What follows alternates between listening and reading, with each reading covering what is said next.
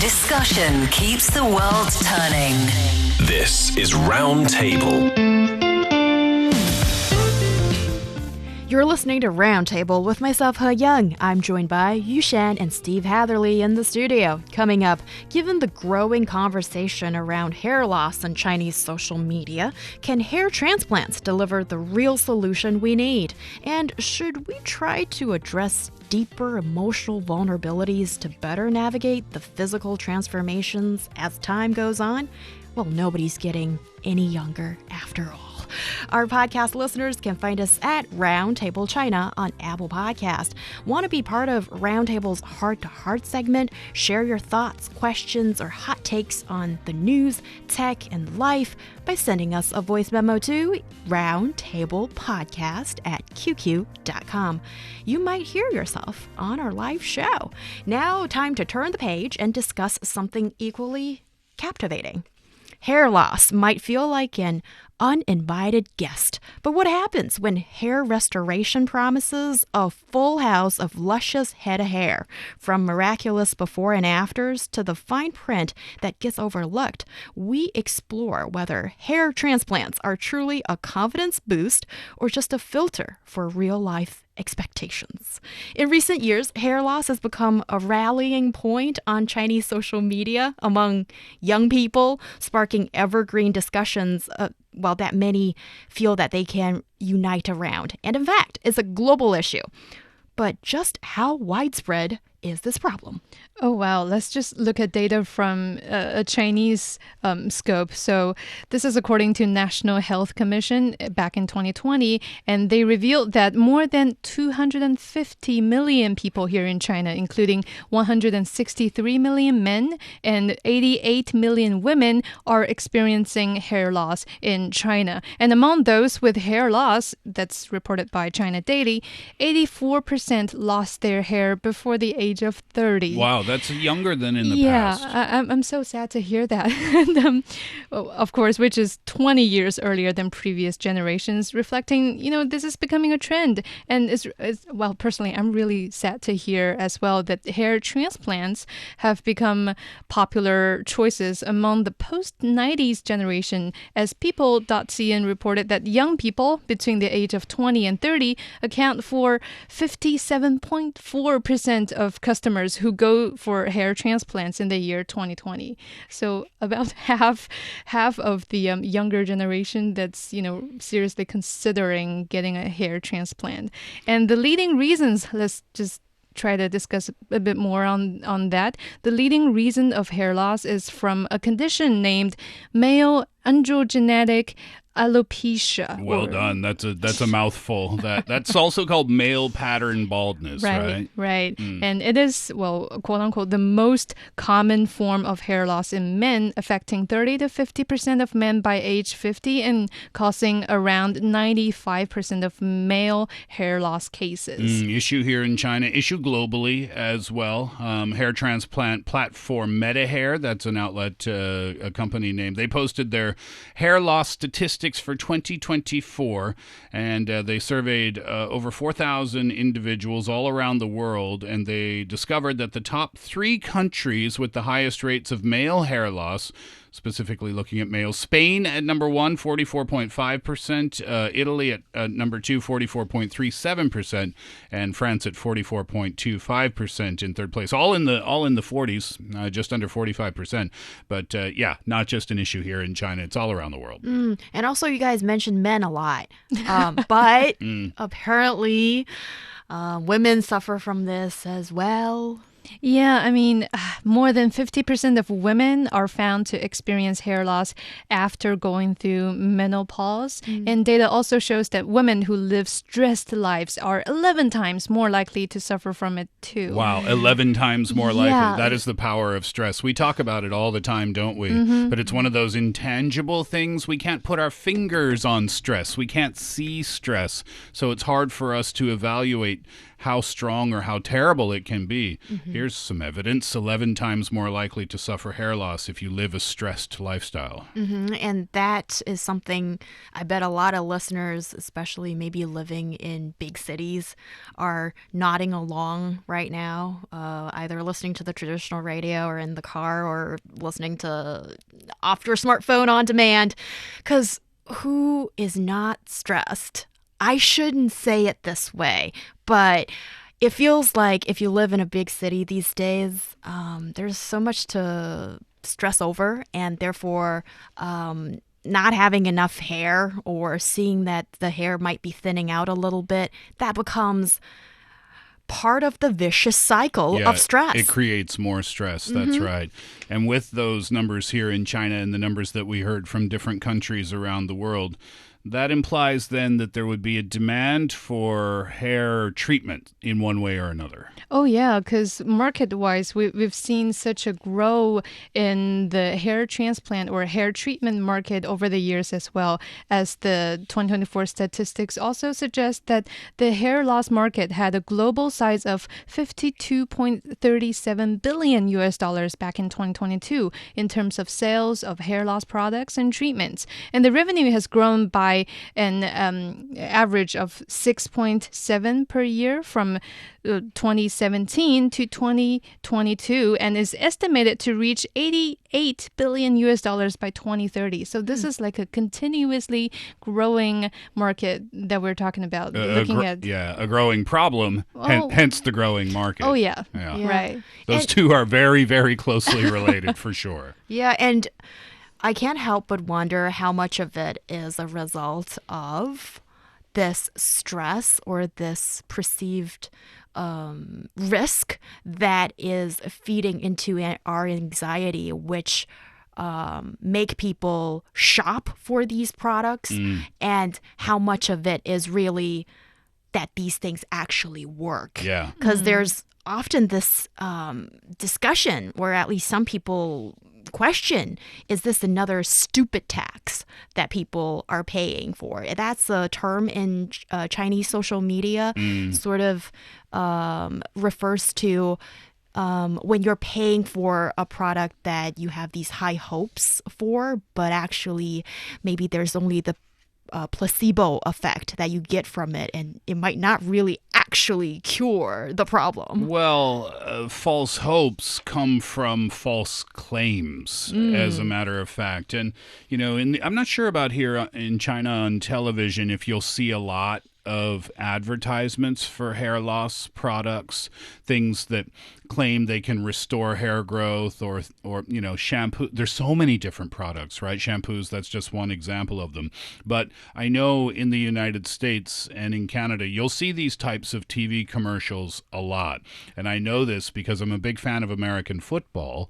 So a lot of men watch American football, so therefore you can see TV commercials for that are targeted at that demographic during the football matches. And they do make all of these claims, don't they? But sometimes that can be true, I guess, but sometimes that can be false. And they say that you have to really do your research very, very well before choosing your products or your treatment or whichever route you decide to go. Right. And in China, previously, a lot of the focus has been on all kinds of hair treatment to solve the balding issue. And now it's hair transplant, which apparently is a faster, quicker, and more expensive sometimes a solution, or am I going too far? What do you think? I mean, faster, I'll doubt that, because it's nevertheless still a long healing process in order to see like the effect of a full-grown hair after the transplant surgery was done in, say, a few hours. But, well, I think you mentioned something really funny about the private hair transplant facilities Steve. I remember seeing a lot of such advertisements here in China in subway stations. There's this huge commercial board showcasing which facility and what they do for your hair and what are the numbers, stuff like that. But sometimes they also label something as a success ratio as high as 95%, 97%. But here is the thing. Such rates are just for reference. I mean, there are examples everywhere. So here is one woman surnamed Zhang who lives in Shenzhen in southern China's Guangdong province. And during an interview, she told the reporter that a year after she underwent a hair transplant surgery at a local, say, cosmetic surgery facility that claimed a 95% success rate, her hair on the practiced part after the surgery still remained thin and fragile. And when she tried to confront the facility, they only say that, oh, your hair follicles are lack of vitality. It's not our problem. So there are such risks everywhere. So really, we need to be aware of first of all, the success rate that they label, and secondly, how reliable these facilities are, because we see their commercials everywhere. Yeah, not just the facilities, though. The products, too. There's a company called Olaplex, and in 2022, 2023, almost 30 women filed a lawsuit against the company. They alleged that their products caused hair loss, breakage, and scalp irritation. Their hair products, which, by the way, are really popular on TikTok, and celebrities talk about these hair products all the time as well. They claim to strengthen your hair and to fix and prevent damage. But this lawsuit that was filed in February of 2023, it claims that the products not only don't live up to the hype, but they're actively dangerous.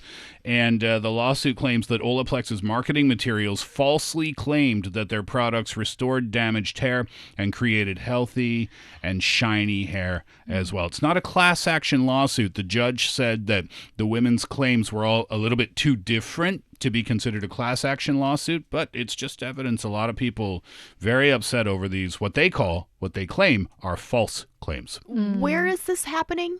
This is in the UK, I believe. Oh, interesting. Well, in China, we're seeing still for the hair transplant, if I may call it an industry, in its fast-growing phase right now. And we're seeing that, actually, this is more of a question I've always had. When we talk about hair transplant, like, how is that being done? And also, like you guys mentioned, sometimes it's really difficult to sort of claim your rights because you don't have like a small magnifying glass that you can put on the top of your head and sort of cite as evidence or whatnot that, oh, you've lost like 50 more hair after it's being transplanted or what. Not. I mean, this is kind of difficult to collect evidence in a way. So there's two main types of popular hair transplant surgeries. This is from a clinic website called Wimpole Clinic. There's the FUE hair transplant procedure known as the follicular hair extraction technique.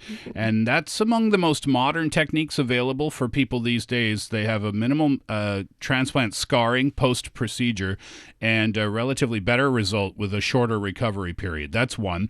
Then there's another one called the FUT transplantation. That's a more traditional way. And what they do there is they remove a strip of skin from the donor area, the hair donor area, that's usually from the back of the head. That could leave a linear scar where they take that hair from. That surgery itself lasts between 4 and 8 hours, depending, of course, on the size of the area under treatment and also the number of follicles needed to be extracted. But the patient can usually go back to normal, their working routine, their life, about 1 or 2 days after the surgery. The hair grafts themselves takes about a week once the post-op care takes place for the follicles to settle down. But yeah, it's very intrusive, isn't it? I mean, these are actual surgeries. This isn't like you pop in and 10 minutes later you're back in your car. No, this is hours and hours with a legitimate recovery time. Right. And here in China, depending on, they call it the zones on your head or on your scalp. And depending on how many zones on your head are in need for transplant, the cost and the time of the surgery may vary as well. Here here's some examples I found in one leading facilities that does this. So for a 3-hour transplant of 500 grafts of hair transplant that takes about 4,000 RMB, it only fixed the outer rim of your forehead. That's just making like your hairline, you mean? Yeah, fix up a little bit of the hairline, and it takes like 3 hours, and it takes 4,000 RMB or a bit more than $550. And then that's just for the basics that could be fixed in 3 hours. And for the more like severe hair loss that's on the top of the scalp that require like a bigger area of surgery, they usually take like 4 to 5 hour transplant. Some even reach to 7 to 8 hours of full transplant over a bald area with 2,500 grafts. Takes about 3,350 USD or more than 23,000 yuan. So yeah, I mean, I was looking at the videos just now. It looks like a lot of blood is going on, and well, it's a surgery. Also, it is a surgery, but well, I don't know. I've never had a tattoo. That's the only thing that's remind me of such procedure. But if you want a graphical description on how such transplant looks like, that's how it looks like. It's a commitment, I think, and also there must be a lot of things that it's better to be aware than beware when it comes to going almost like going under the knife for this, right? Yeah, it is. But I think we should acknowledge that hair loss for men or for women can be a really traumatic thing, right? You know, people tend to joke about it on social media. They tend to joke about it in the media as well. And I think maybe make light a little bit of the situation. But this is a really traumatic experience for people when they suffer from this. Particularly, Yushan, you talked about in the beginning of our chat, this is happening to people 20 years earlier in their lives than it used to. Suffering from hair loss in your 50s and 60s is something that we consider to be, it's just part of getting older, it's part of old age. But suffering from hair loss in your 20s or your 30s when you're a man or a woman, this is a really serious and traumatic thing. This can lead to, if you look at psychology websites, experts talk about it. This can lead to things like depression. This can lead to things that can affect your daily life, like social anxiety, being afraid to go out and meet people because you're scared. They're just going to look at my hair. They're going to notice it. I just don't want to go out anymore. This is a really serious thing. So to have these options available, and yes, of course, everyone should do their research extensively before making a decision on which path they want to take. But to know that there are options available for people is a really comforting thing, I think, for those who are suffering from hair loss, particularly at an early age. I agree. Hair loss really can significantly impact how we perceive ourselves because it often ties into our sense of identity, confidence, and even self-worth. For many, hair is a symbol of youth and vitality, and losing it can feel like losing a part of that image. And this shift in appearance can affect how we perceive our attractiveness, which in turn influences our social interactions sometimes, professional confidence, and even emotional well-being. So it's not just about aesthetics. It can also evoke these feelings of, I think essentially it's about aging, vulnerability, and loss of control, which may deeply affect daily life for those who feel like they're in that seat. But can I also sort of tip this a little bit in the sense that, okay, if there's, really obvious change going on the top of the head, then okay, I understand. But could it be that sometimes maybe I'm being a little bit paranoid? That sometimes maybe it's not as bad. And I can use myself as an example. I've fallen for, or shall I just say, maybe I happily paid for it, going into a hair salon, and then when the hair specialist says to you, "Hey, He Yang, we've been working together for 3 years. You used to have thicker hair here, and there's treatment." This is not necessarily surgery, but there's this very expensive treatment that goes on in 10 parts. And are you willing to act in almost a preventative manner before it's too late? Better safe than sorry. And then, yeah, I paid for it. Yeah, and it's understandable because you were put on the spot, first of all, right? A conversation that was happening in real time at that time where you were learning about that information for the very first time. So the obvious reaction is to say, yeah, but I think that's true for many people. They just think that the problem might be worse than it is. I check my hairline all the time too, just to see, okay, something going on here, something going on there. Everybody does it.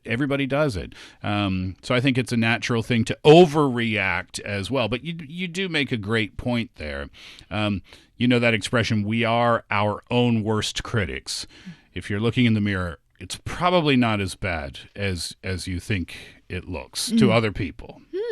Yeah, and well, my point of view would go to that if it's not hair loss, it's got to be something else. Like for me, I'm not really worried about too much about my hair, but I worry a lot about the acne going on my face that's ongoing all the time. So yeah, we all worry about something about our, whether it's skin care or scalp care or just in general, the aesthetic appearance of ourselves that's really closely linked to our social functioning as well. But regarding hair transplant and conducting surgery, I would say that these transplantation surgeries should be a last, if not a later resort in your fight against hair loss, because there are plenty of, say, treatments that's not intrusive, that's not causing a lot of bleeding out there that you can try as a start. For example, there's this, I was looking at some medical terms. So apparently for most men that's suffering from hair loss, there's this medicine, a pill called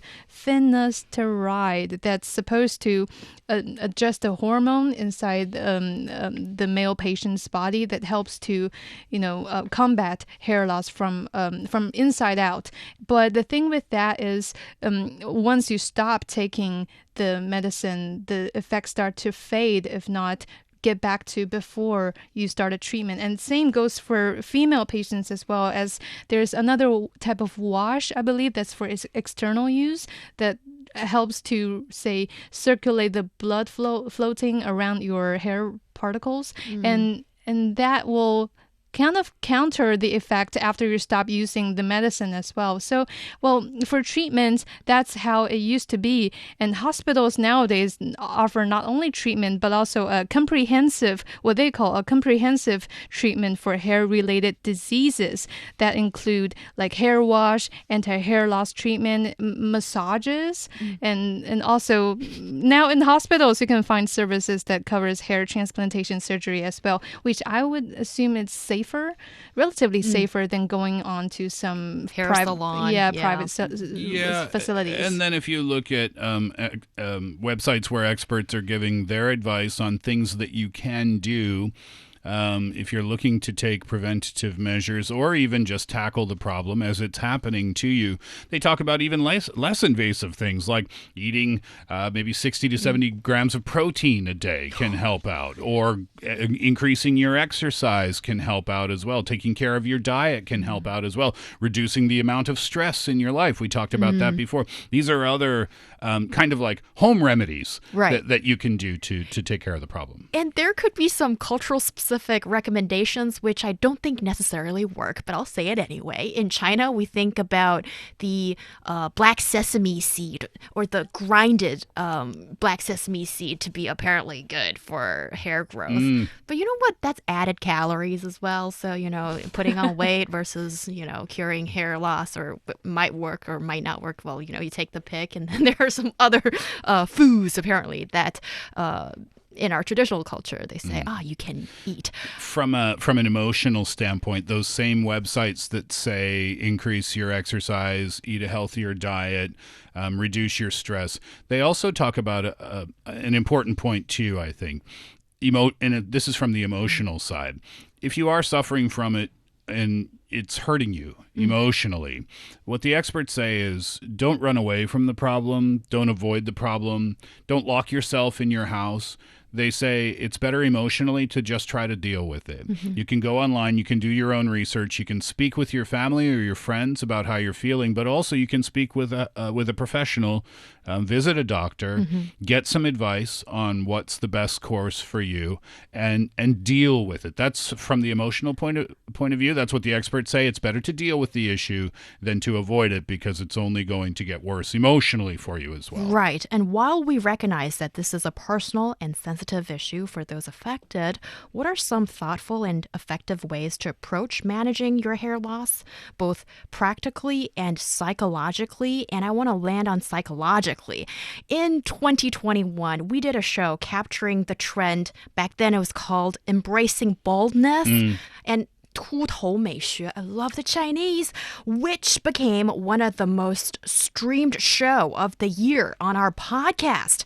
Maybe there is something to be said for embracing and accepting it instead of fighting it. I mean, just don't see it as a combat. I mean, Steve raised a very good point there. By dealing with it, we're not trying to see it as our enemy, but really incorporating this long-term treatment as part of our daily life and see it as a general improvement of your living standard as a whole, because there's a lot of lifestyle or habits that we mentioned that's going to benefit for a better hair quality that improves, your sleeping routine, adding more exercises, eating more healthily.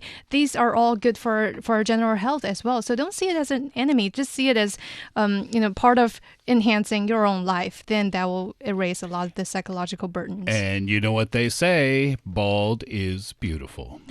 Great. And we understand that hair loss can be a deeply personal and challenging experience. Embracing self-compassion and acceptance can be a gentle way to navigate this journey. And it's not about minimizing the struggle, but about finding ways to support ourselves through it.